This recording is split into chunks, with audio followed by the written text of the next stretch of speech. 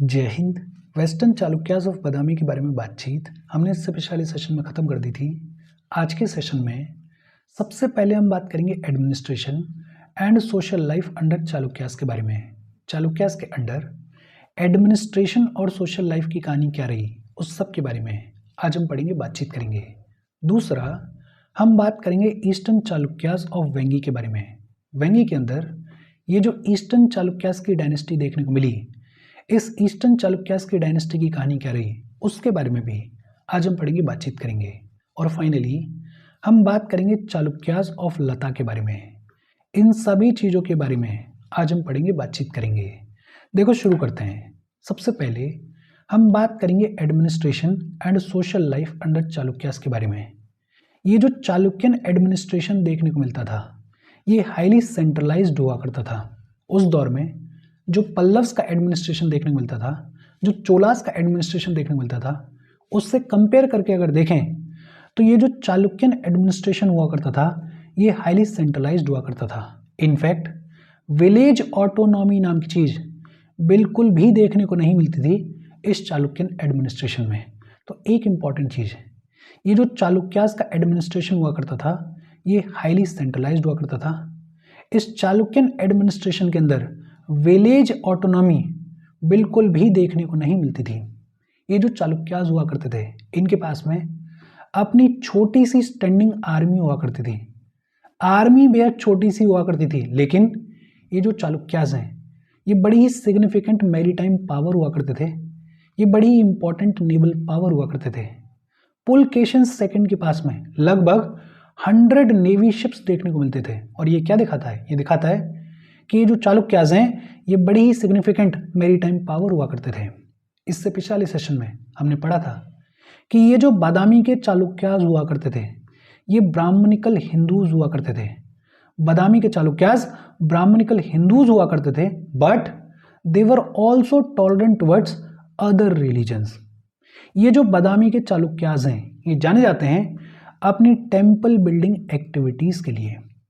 ये जो बादामी के चालुक्यास का रेन है, इस रेन के दौरान वेस्टर्न डेक्कन के अंदर बुद्धिज्म में डिक्लाइन देखने को मिलेगा।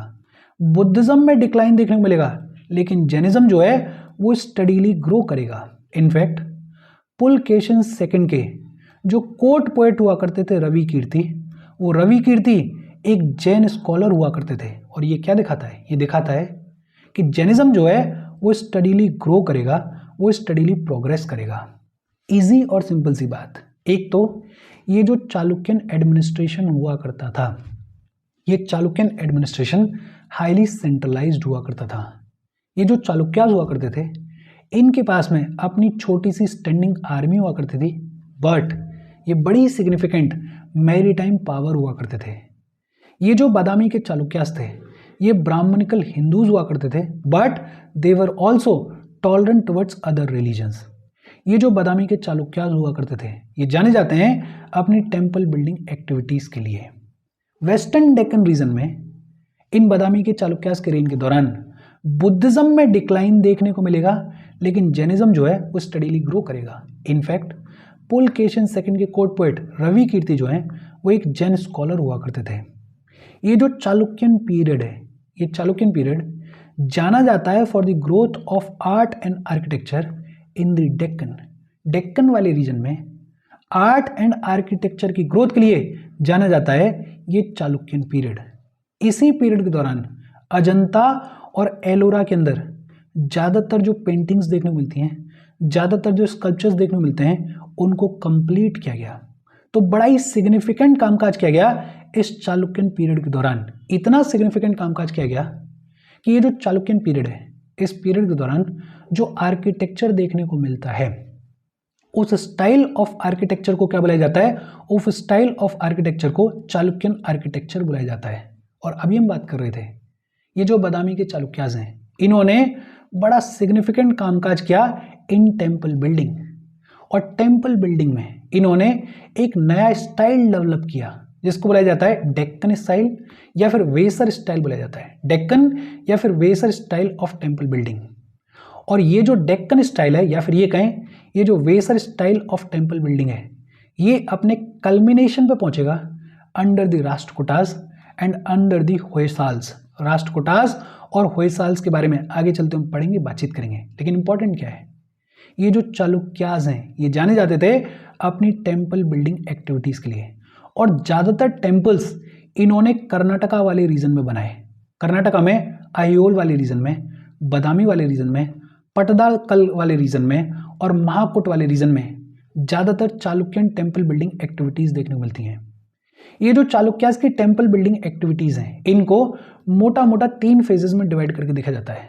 सबसे पहला है early phase of temple building. ये जो early phase of temple building है ये देखने को मिलता है लगभग last quarter of 6th century से। 6th सेंचुरी के लास्ट क्वार्टर से शुरुआत देखने को मिलती है इस अर्ली फेज की। और इस अर्ली फेज के दौरान बड़े ही प्रोमिनेंट, बड़े ही इंपॉर्टेंट केव टेम्पल्स बनवाए गए। फॉर एग्जाम्पल एक 3 एलिमेंट्री केव टेम्पल्स देखने को मिलते हैं आयोल वाले रीजन में। कर्नाटका आयोल वाले रीजन में 3 एलिमेंट्री केव टेम्पल्स देखने को मिलते हैं। एक वैदिक टेम्पल है इनमें से, एक जैन टेम्पल है इनमें से और एक बुद्धिस्ट टेम्पल है इनमें से। बादामी के अंदर भी केव टेम्पल्स देखने को मिलते हैं। तो इस अर्ली फेज के दौरान केव टेम्पल्स बनवाए गए। फिर सेकंड फेज देखने को मिलता है, और ये जो सेकंड फेज है इस फेज के दौरान ज्यादातर जो टेम्पल्स बनवाए गए वो आयोल वाले रीजन में बनवाए गए और बादामी वाले रीजन में बनवाए गए। जैसे लडखान टेम्पल देखने को मिलता है, मेगुती जैन टेम्पल देखने को मिलता है। ये जो टेम्पल्स हैं ये बनवाए गए सेकंड फेज में। और फिर तीसरा देखने को मिलता है मैच्योर फेज। ये जो मैच्योर फेज है इस मैच्योर फेज के दौरान पट्टाकल में स्ट्रक्चरल टेम्पल्स बनवाए गए, और ये जो स्ट्रक्चरल टेम्पल्स हैं ये बनवाए गए 8th सेंचुरी में। और ये जो पट्टाकल के टेम्पल्स हैं ये आज के डेट में यूनेस्को वर्ल्ड हेरिटेज साइट है। टोटल कितने टेम्पल्स हैं? 10 टेम्पल्स हैं। इनमें से 6 जो टेम्पल्स हैं वो द्रविडियन स्टाइल में बनवाए गए हैं और 4 जो टेम्पल्स हैं वो नगर स्टाइल में बनवाए गए हैं। एग्जाम्पल्स की अगर बात करें तो एक संगमेश्वर टेम्पल है, एक विरूपाक्ष टेम्पल है। ये सब कहाँ पे लोकेटेड हैं? ये कर्नाटका में लोकेटेड है। और इसके अलावा बादामी में भूतनाथ ग्रुप ऑफ टेम्पल्स देखने को मिलते हैं। ये जो टेम्पल्स हैं ये बनवाए गए मैच्योर फेज में। तो मोटा मोटा अगर बात करें तो ये जो चालुक्यन पीरियड के दौरान टेम्पल बिल्डिंग एक्टिविटीज देखने को मिलती हैं इनको 3 फेजेस में डिवाइड करके देखा जा सकता है। अर्ली फेज में केव टेम्पल्स बनवाए गए, सेकेंड फेज में जो टेम्पल्स बनवाए गए वो ज्यादातर आयोल और बादामी वाले रीजन में बनवाए गए, और थर्ड फेज में या फिर ये कहें कि मैच्योर फेज में पट्टाकल के जो स्ट्रक्चरल टेम्पल्स हैं वो अपने आप में बेहद सिग्निफिकेंट हैं। आज के डेट में यूनेस्को वर्ल्ड हेरिटेज साइट है। टोटल कितने टेम्पल्स हैं? 10 टेम्पल्स हैं, जिनमें से 6 द्रविडियन स्टाइल में बनवाए गए और 4 जो हैं वो नागर स्टाइल में बनवाए गए। अच्छा, ये द्रविडियन स्टाइल क्या है, ये नागर स्टाइल क्या है, या ये वेसर स्टाइल क्या है, इन सब के बारे में इन डिटेल हमने बात की है हमारे आर्ट एंड कल्चर वाले सेशंस में। अगर आपने वो सेशंस देखें तो आपको पता होगा कि हम क्या बात कर रहे हैं, और अगर नहीं देखें तो प्लेलिस्ट बनी हुई है, जाके देखो। इन डिटेल आपको सारी चीज़ें पता चलेंगी। होपफुली ये जितनी भी बातचीत अब तक हमने की उसका मोटा मोटा स्ट्रक्चर आपके दिमाग में सेट हुआ होगा। हम आगे बढ़ें उससे पहले वीडियो पे लाइक के बटन को दबा दो। लाइक दबाना ज़रूरी है बिकॉज यूट्यूब ऐसे ही फंक्शन करता है। जब आप वीडियो पे लाइक के बटन को दबाते हो तो यूट्यूब वीडियो को कंसिडर करता है और थोड़ा सा पुश कर देता है। तो लाइक का बटन दबा दो, शेयर कर दो अपने सोशल मीडिया हैंडल्स पर, व्हाट्सएप वगैरह पे अपने फ्रेंड्स को।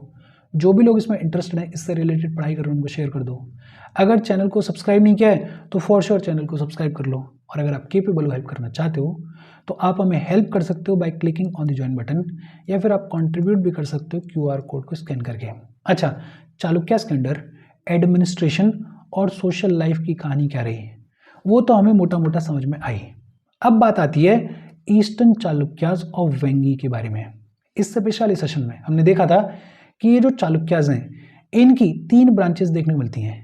एक ब्रांच वेस्टर्न चालुक्यास ऑफ बादामी, जिसके बारे में इससे पिछले सेशन में हमने पढ़ा था। दूसरी ब्रांच देखने को मिलती है ईस्टर्न चालुक्यास ऑफ बेंगी। लगभग 8th सेंचुरी के सेकेंड हाफ में आंध्र प्रदेश के वेंगी वाले रीजन में ईस्टर्न चालुक्यास की डायनेस्टी देखने को मिलेगी। कहानी क्या है? ऐसा माना जाता है कि पुलकेशिन सेकंड ने ये जो वेंगी वाला रीजन है इसको कॉन्कर किया था। पुलकेशिन सेकंड ने वेंगी वाले रीजन को कॉन्कर किया था, और ये जो वेंगी वाला रीजन है इस पे अपने भाई विष्णुवर्धन को गवर्नर के तौर पे अपॉइंट किया था। विष्णुवर्धन को गवर्नर के तौर पे अपॉइंट किया था किसने? पुलकेशिन सेकंड ने। जब पुलकेशिन सेकंड जो हैं वो एक्सपायर हो जाएंगे, उनकी डेथ हो जाएगी, तो लगभग 624 सी में ये जो विष्णुवर्धन है ये इंडिपेंडेंस डिक्लेयर कर देंगे और स्टैब्लिश करेंगे ईस्टर्न चालुक्यास की इस डायनेस्टी को इन दी वेंगी रीजन। बेहद सिंपल, 8th सेंचुरी के लगभग सेकेंड हाफ में आंध्र प्रदेश का ये जो वेंगी वाला रीजन है, इस रीजन में ईस्टर्न चालुक्यास की डायनेस्टी देखने को मिलेगी। कहानी क्या है? ऐसा माना जाता है कि पुलकेशिन सेकंड ने इस वेंगी वाले रीजन को कॉन्कर किया था और अपने भाई विष्णुवर्धन को यहाँ का गवर्नर बनाया था 624 सी में। पुलकेशिन की डेथ के बाद ये जो विष्णुवर्धन है ये इंडिपेंडेंस डिक्लेयर करेंगे और स्टैब्लिश करेंगे ईस्टर्न चालुक्यास की इस डायनेस्टी को। तो एक चीज हमें ये समझ में आ गई कि ये जो ईस्टर्न चालुक्यास की डायनेस्टी है इसके फाउंडर कौन है? इसके फाउंडर है विष्णुवर्धन। कौन है फाउंडर? विष्णुवर्धन फाउंडर है। कैपिटल बनाया गया वेंगी को। कैपिटल किसको बनाया गया? वेंगी को कैपिटल बनाया गया। हालांकि लेटर ऑन कैपिटल को शिफ्ट कर दिया जाएगा और कैपिटल बनाया जाएगा राजमहेंद्र वर्मम को। राजमहेंद्र वर्मम को कैपिटल बनाया जाएगा। इनिशियली वेंगी को कैपिटल बनाया जाएगा। अच्छा, ये जो ईस्टर्न चालुक्यास हुआ करते थे वेंगी के, इनके कांस्टेंट कॉन्फ्लिक्ट्स देखने को मिलेंगे चोलास के साथ में और वेस्टर्न चालुक्यास के साथ में। ये जो वेंगी वाला रीजन है ये अपने आप में स्ट्रेटेजिक है। तो इस वेंगी वाले रीजन में जब ईस्टर्न चालुक्यास रूल करेंगे तो इर्द गिर्द नेबरिंग जो किंगडम्स हैं उनके साथ में कांस्टेंट कॉन्फ्लिक्ट्स देखने मिलेंगे। चोलास के साथ में कांस्टेंट कॉन्फ्लिक्ट्स देखने मिलेंगे, वेस्टर्न चालुक्यास के साथ में कांस्टेंट कॉन्फ्लिक्ट्स देखने मिलेंगे। ये जो ईस्टर्न चालुक्यास की डायनेस्टी है इनके रेन के दौरान ये जो वेंगी वाला रीजन है, ये जो आंध्र प्रदेश के इर्द गिर्द वाला रीजन है, इसमें कंसोलिडेशन देखने को मिलेगा। और कंसोलिडेशन देखने को मिलेगा तो बट ऑब्वियस सी बात है, जो वहाँ का कल्चर हुआ करता था तेलुगु कल्चर, उसमें ग्रोथ देखने को मिलेगी, लिटरेचर में ग्रोथ देखने को मिलेगी, पोइट्री में ग्रोथ देखने को मिलेगी और आर्ट में ग्रोथ देखने को मिलेगी। ये जो ईस्टर्न चालुक्यास की डायनेस्टी है ये अल्टीमेटली खत्म कर दी जाएगी बाय दी होयसाल्स एंड यादव्स। होयसाल्स और यादव जो हैं वो अल्टीमेटली इस डायनेस्टी को खत्म करेंगे। इस डायनेस्टी की कहानी क्या है मोटा मोटा देख लेते हैं। फाउंडर कौन है? फाउंडर विष्णुवर्धन है। विष्णुवर्धन के बाद एक जो सबसे इंपॉर्टेंट किंग देखने को मिलते हैं इस डायनेस्टी के, वो हैं विजय आदित्य सेकंड। ये जो विजय आदित्य सेकंड है ये one of the most important king है इस डायनेस्टी के। ये जो विजय आदित्य सेकंड है इन्होंने राष्ट्रकूटास को हराया, इन्होंने गंगास को हराया, इन्होंने गुजरात के अगेंस्ट में भी कैंपेन को लीड किया। इनफैक्ट राष्ट्रकूटास के जो इंस्क्रिप्शंस देखने को मिलते हैं वो ये बताते हैं, वो ये एक्सेप्ट करते हैं कि ये जो विजय आदित्य सेकंड है इन्होंने हमें हराया था। तो ये जो राष्ट्रकूटास के इंस्क्रिप्शंस हैं, ये जो राष्ट्रकूटास हैं, ये खुद ही एक्सेप्ट करते हैं कि ये जो विजय आदित्य सेकंड ने इन्होंने हमें हराया था, इनकी वजह से हम हारे थे। तो विजय आदित्य सेकंड जो है वो इस डायनेस्टी के one of the most important ruler हुए। विजय आदित्य सेकंड के बाद में आए विजय आदित्य थर्ड, और ये जो विजय आदित्य थर्ड हैं ये भी अपने आप में बड़े इंपॉर्टेंट राजा हैं इस डायनेस्टी के। ये जो विजय आदित्य थर्ड हैं इन्होंने पल्लव्स को हराया, इन्होंने पांड्यास को हराया, इन्होंने गंगास को हराया, इन्होंने राष्ट्रकूटास को हराया, इन्होंने कलचुरीस को हराया, इन्होंने साउथ कौशल को हराया। इनफैक्ट ये जो विजय आदित्य थर्ड हैं इन्होंने एक चोला किंग को शरण भी दी थी, शेल्टर भी दी थी। विजय आदित्य थर्ड के बाद में पावर में आए भीम वन, और ये जो भीम वन है इनको कैप्चर कर लिया जाएगा बाय अ राष्ट्रकूटा किंग। एक राष्ट्रकूटा राजा जो हैं वो इनको कैप्चर कर लेंगे, लेकिन लेटर ऑन इनको रिलीज कर देंगे। फिर भीमा वन के बाद में पावर में आए विजय आदित्य फोर्थ, और ये जो विजय आदित्य फोर्थ हैं इन्होंने सिर्फ और सिर्फ 6 महीने रूल किया। विजय आदित्य फोर्थ ने सिर्फ और सिर्फ 6 महीने रूल किया। इनके रूल के दौरान सक्सेशन के डिस्प्यूट्स देखने को मिलेंगे, और ये जो सक्सेशन के डिस्प्यूट्स हैं इनमें ओपनली राष्ट्रकूटास जो हैं वो इंटरफेयर करेंगे। लगभग 999 सी में ये जो ईस्टर्न चालुक्यास ऑफ वेंगीज की डायनेस्टी है ये खत्म हो जाएगी, और इसको पूरे तरीके से कौन कॉन्कर करेगा? चोला किंग, राजा राजा कॉन्कर करेंगे। चोला किंग, राजा राजा के बारे में आगे चलते हम पढ़ेंगे, बातचीत करेंगे, लेकिन फिलहाल के लिए इतना याद रखो कि ये जो ईस्टर्न चालुक्यास की डायनेस्टी है इसको किसने खत्म किया? इसको चोला किंग, राजा राजा ने खत्म किया। अब देखो ये जो ईस्टर्न चालुक्यास ऑफ वेंगी हैं बहुत ज़्यादा सिग्निफिकेंट नहीं है, लेकिन थोड़ी बहुत इंफॉर्मेशन आपके पास में होनी चाहिए। एक तो आपको ये पता होना चाहिए कि इसके फाउंडर कौन है, विष्णुवर्धन है। बैकग्राउंड की स्टोरी ऑटोमेटिक याद हो जानी चाहिए। ऐसा माना जाता है कि पुलकेशिन सेकंड ने ये जो वेंगी वाला रीजन है उसको कॉन्कर किया था, और पुलकेशिन सेकंड ने अपने भाई विष्णुवर्धन को गवर्नर बनाया था इस रीजन का। लेकिन जब पुलकेशिन सेकंड की डेथ होगी तो जो विष्णुवर्धन है ये इंडिपेंडेंस डिक्लेयर कर देंगे और ईस्टर्न चालुक्यास की इस डायनेस्टी को स्टैब्लिश करेंगे। कैपिटल हुआ करती थी इनिशियली वेंगी, बाद में जो कैपिटल है उसको शिफ्ट किया जाएगा कहाँ पे, राजमहेंद्रवर्मम में। कहाँ पे, राजमहेंद्रवर्मम में। ये जो ईस्टर्न चालुक्यास की डायनेस्टी है इसका कांस्टेंट कॉन्फ्लिक्ट देखने को मिलेगा चोलास के साथ में, वेस्टर्न चालुक्यास के साथ में। लेकिन इस फेज के दौरान खूब सारा जो तेलुगु कल्चर है उसमें ग्रोथ देखने को मिलेगी, लिटरेचर में ग्रोथ देखने को मिलेगी, पोएट्री में ग्रोथ देखने को मिलेगी, आर्ट में ग्रोथ देखने को मिलेगी। अल्टीमेटली ये जो डायनेस्टी है it will succumb to Hoysalas and Yadavas. Important kings की अगर बात करें तो एक नाम है विजय आदित्य, इसी में सेकंड है, इसी में थर्ड है, इसी में फोर्थ है, और इन्होंने सबने अपने अपने हिसाब से किंगडम को कंसोलिडेट करने की कोशिश की है। लगभग 999 सी में ये जो ईस्टर्न चालुक्यास ऑफ बेंगी हैं दे वर कॉन्कर्ड बाय चोला किंग राजा राजा। और फिर ये जो चालुक्यास हैं इनकी एक तीसरी ब्रांच देखने को मिलती है, चालुक्यास ऑफ लता।